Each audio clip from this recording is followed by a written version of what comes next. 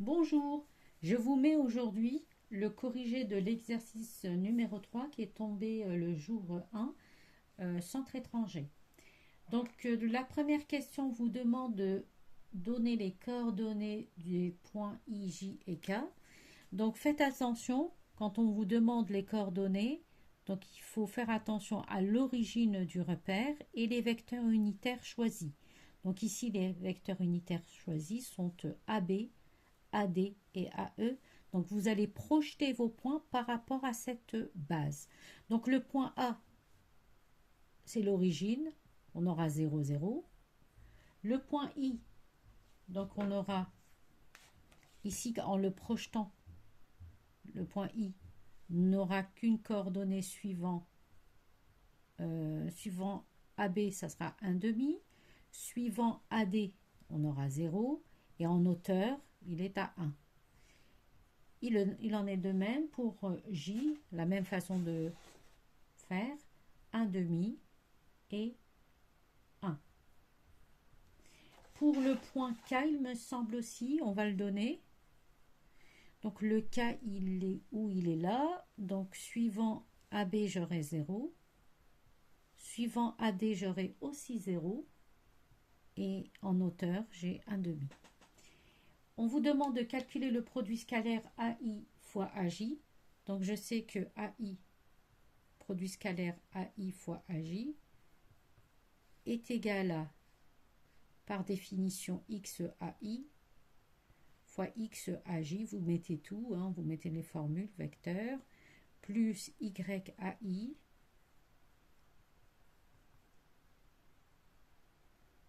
AJ, plus ZAI, vu qu'on est à 3 dimensions, ZAJ. Avant toute application numérique, vous mettez les formules.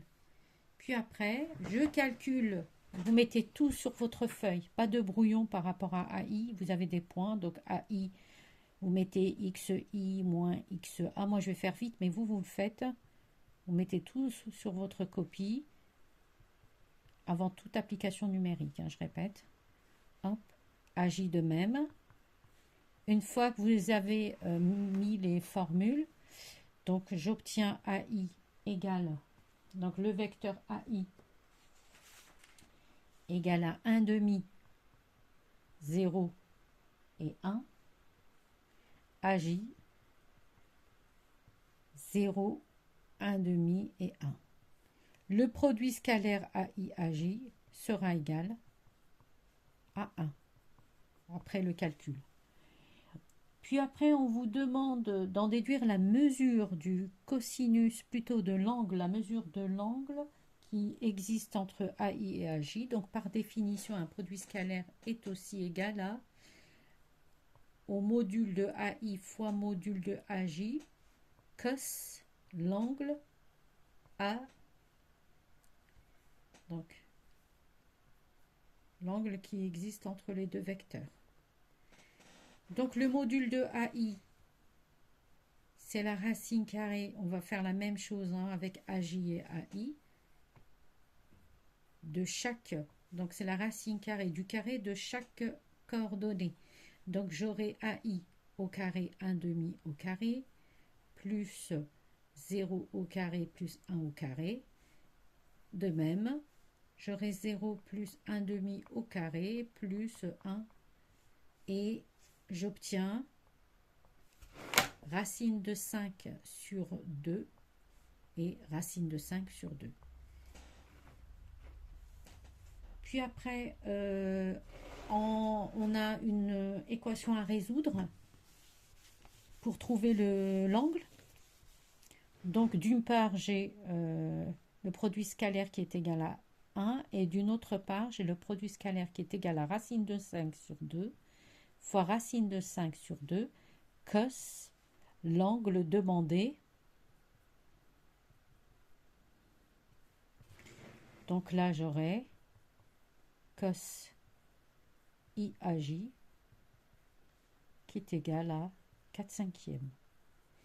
Pour trouver l'angle, je calcule le cos moins 1 ou l'arc cosinus de 4/5. C'est la même chose, ça dépend des calculatrices.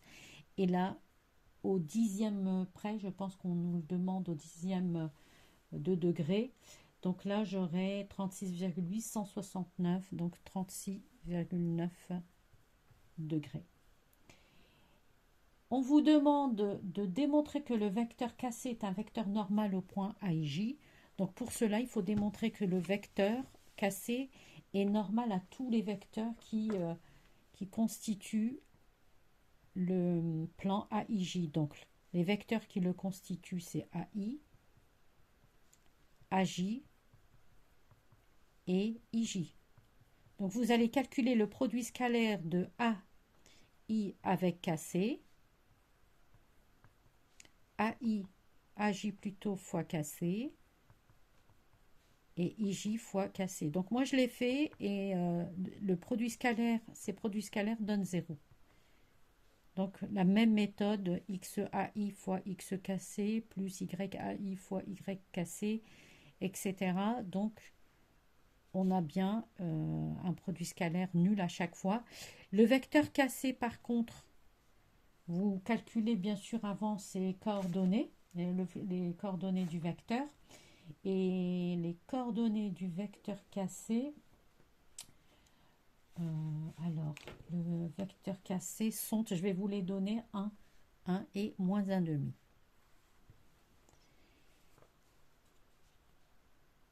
Démontrer que le vecteur donc cassé est un vecteur normal, en déduire qu'une équation cartésienne du plan AIJ est ça. Donc c'est une déduction. Donc une équation d'un plan s'écrit sous la forme AX plus BY plus CZ plus D égale 0. A, B et C sont les coordonnées du vecteur normal à ce plan. Mettez ça, hein, tout, vous mettez tout. Et D est une constante que l'on va déterminer à partir des conditions qui nous sont données ici. Donc, le vecteur normal à ce plan, donc je vais le mettre ici à peu près, hein, le vecteur, donc c'est le vecteur AIJ. Et on a un vecteur normal à ce plan. Donc, vu qu'on a prouvé que le vecteur cassé est normal à AIJ, au plan AIJ, pardon, donc on peut considérer N comme étant égal à KC. Et d'où je remplace, donc A, on avait cassé, je l'ai effacé le cassé, donc 1 et moins 1,5. Voilà, il est là, cassé. Donc A est égal à 1 fois X plus 1 fois Y moins 1,5 Z plus D égale 0. Vu que A appartient au plan AIJ, donc A vérifie l'équation du plan. Je fais ça pour déterminer la constante D. Donc 1 fois 0 plus 1 fois 0 moins 1,5 fois 0 plus D égale 0. Donc j'en déduis que D égale 0, la constante D égale 0. Et on obtient bien l'équation X plus Y moins 1,5 de Z égale 0 comme équation du plan. Soit le projeté orthogonal L du point C sur le plan AIJ, on vous demande de déterminer les coordonnées du point L. Donc L est un projeté orthogonal du point C sur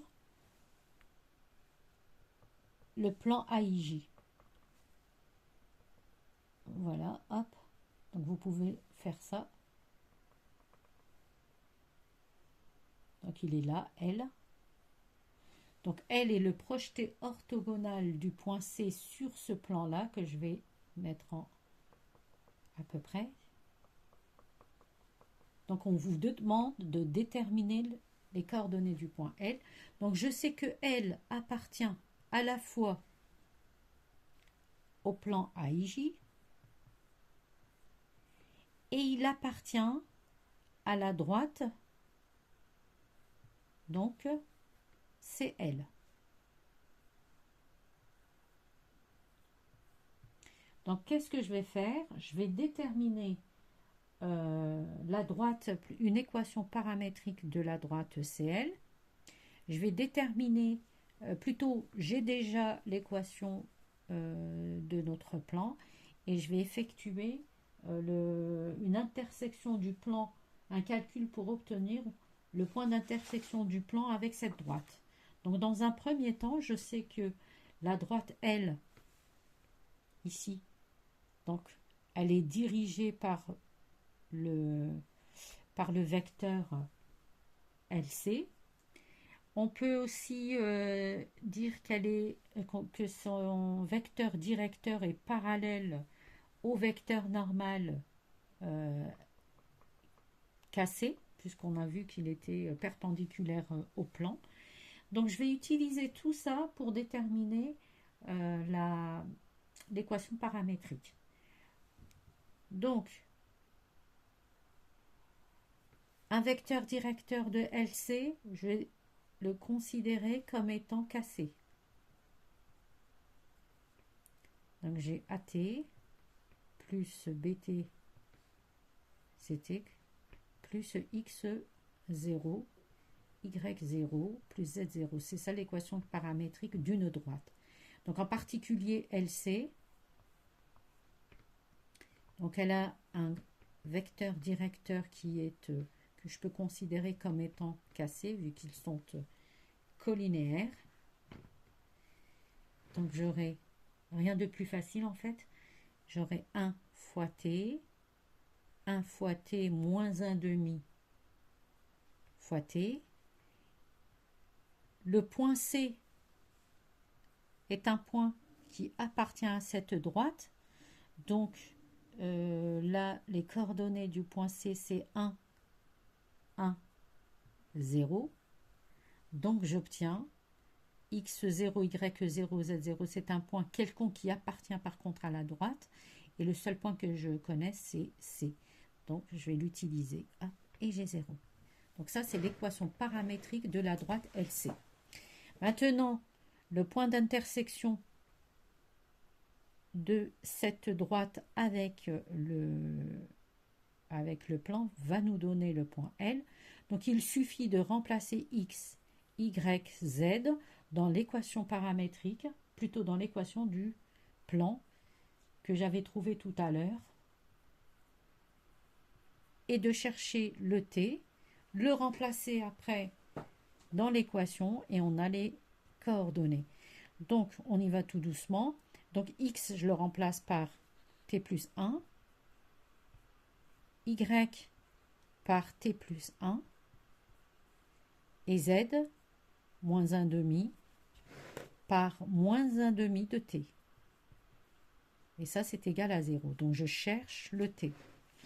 Donc, la T plus T, j'ai 2T, plus 2, moins et moins, plus 1 quart de T, égale 0. Donc, 2T plus 1 quart de T, 9T de T, 9T quart, égale moins 2. Donc, j'obtiens T égale à moins 8 neuvièmes. Je remplace le T dans l'équation paramétrique de notre droite, la LC, et je trouve les points, les coordonnées du point L. Donc XL, YL, ZL égale 1 fois T, donc moins huitième plus 1, moins huitième, moins 8 neuvième plus 1, pardon, et moins 1 demi fois 8 neuvième. Et en calculant, donc j'ai les coordonnées de XL, donc 1 neuvième et 2 neuvièmes. En déduire que la distance... alors, je vais voir Donc, je n'ai pas imprimé le sujet, donc je regarde. Donc, en déduire que la distance du point C au point AIJ est égale à 4 tiers. Donc, pour cela, je calcule la distance LC, le racine carrée, et rien de plus évident.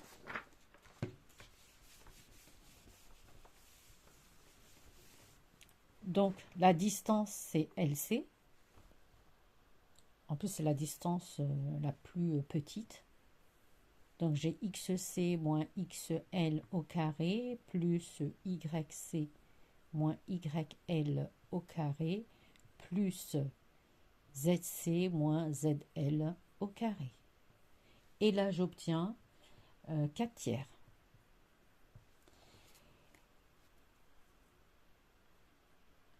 Donc là, je suis à la question 5. Soit M un point de la droite FG, on admet que les coordonnées de M sont 1, M et 1, avec M appartenant à R. Donc M peut être égal à 0.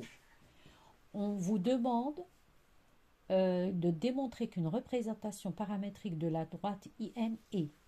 Donc IM, c'est une droite. Équation paramétrique de IM, c'est X, Y, Z. Le vecteur directeur IM de coordonnées, on va reprendre les mêmes. Le paramètre S, c'est ce qu'on nous demande d'avoir, plus un point qui appartient à IM, donc ça sera le point, soit le point I, soit le point M. Donc, je pense je vais mettre le point I, pourquoi pas, XI, ça sera plus facile.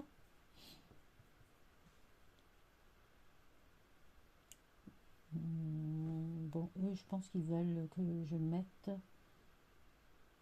Ils veulent que je mette M. Alors, XI, les coordonnées de I, je les avais effacées. Donc, j'ai 1 demi et 1. Non, on va mettre XI. ZI. Ouais, ils veulent qu'on mette le I. Alors, IM. Le vecteur directeur IM est égal à XM moins XI, YM moins YI et ZM moins ZI.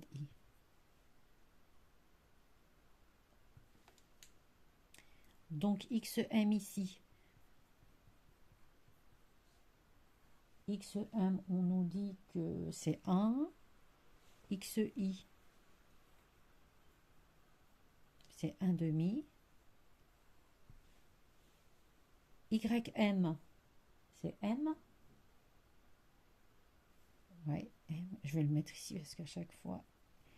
Alors, XI, YI, c'est 0. Et on a pour... on a 1. Voilà.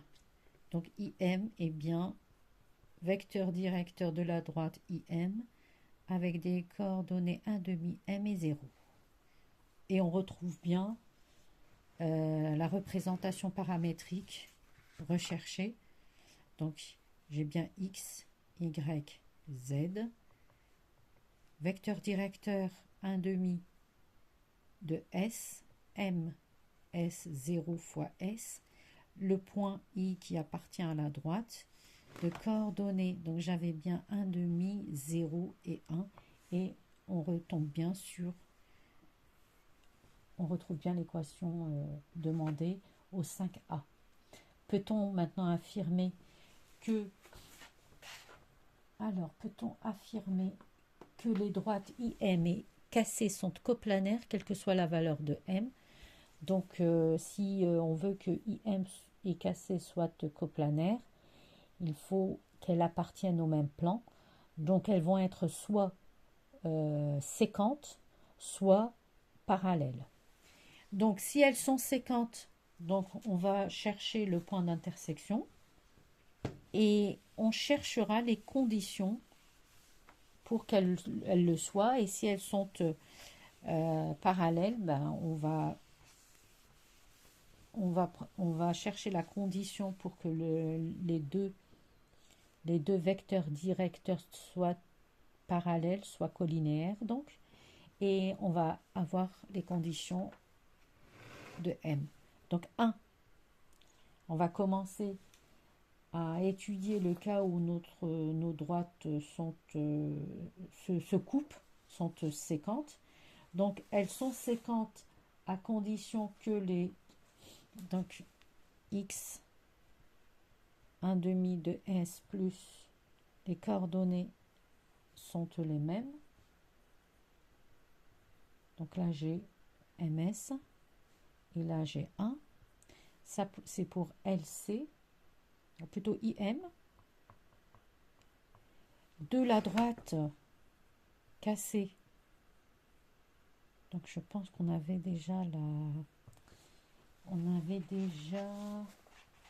Je vais rechercher parce que j'efface au fur et à mesure. Alors c'est pas bon ça, c'est le problème du tableau. Hein. Alors cassé, est-ce que j'avais déjà l'équation paramétrique? Oui, il me semble que je l'avais déjà déterminée. Alors, sinon...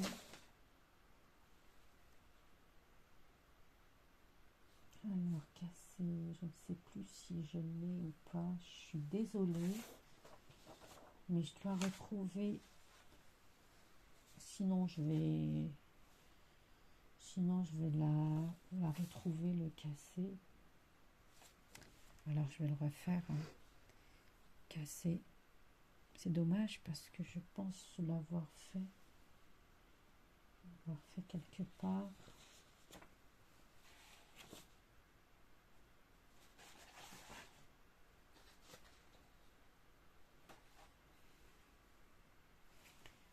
Donc casser. Pour casser, j'ai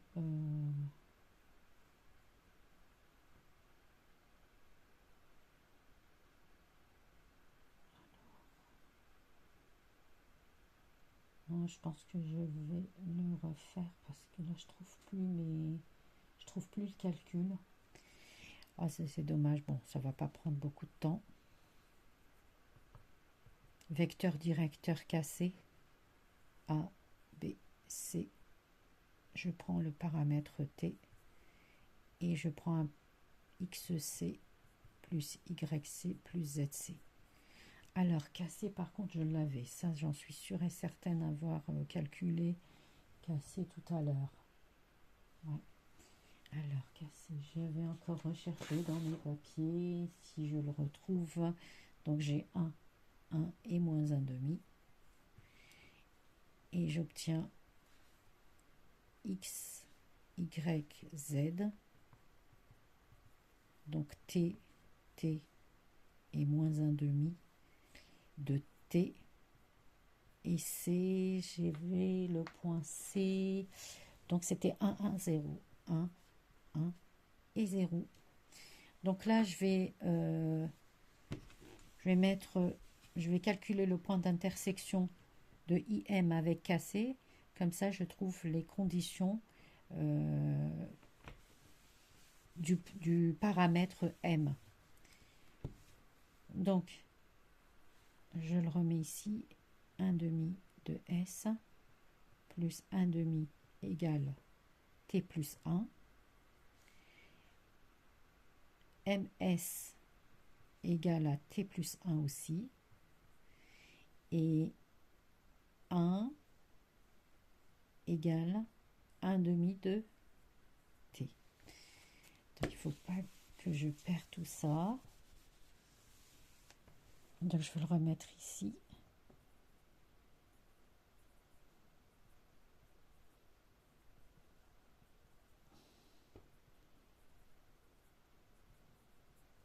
Donc, ça, c'est IM.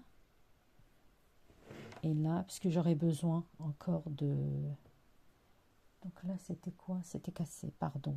J'ai le problème hein, d'un tableau. Quand vous utilisez le tableau, donc j'ai pas fait attention. Il fallait que je garde certaines données. Bon, on se rattrape. Je le mets là pour ne pas l'effacer. Donc ici, je vais trouver, donc là, t égale, donc là, l'équation numéro 3 me donne directement t égale 2. Je remplace ici le t, donc je remplace dans l'équation numéro 2 pour trouver s. Donc pour t égale 2, donc j'ai ms égale 2 plus 1, donc s égale à 3 sur m. Donc déjà, il y a une contrainte, il faut que m soit différent de 0. Donc déjà, pour affirmer que les droites sont coplanaires, quelle que soit la valeur de m, non. Donc on est déjà contraint de supprimer ou d'éviter la valeur 0. Maintenant, on va encore remonter. Donc déjà, ici, on peut déjà ne pas l'affirmer. Je remplace S dans sa ici. Donc j'ai 1 demi de S plus 1 demi égale à T plus 1. Donc je pense que j'irai pas plus loin parce que déjà, ça c'est une contrainte assez intéressante. Voilà. Donc je vous mets le corriger dans une autre vidéo de l'exercice numéro. Donc là, je ne vais pas vous mettre les probas parce que tout le monde s'en sort. L'exercice, la solution de l'exercice sur les probas, ce n'est pas la peine. Donc je vous mets l'exercice numéro 4 du même sujet qui contient une fonction logarithmique, des dérivés, une convexité à étudier, etc. Voilà, et puis il y a une intégrale. Donc assez complet.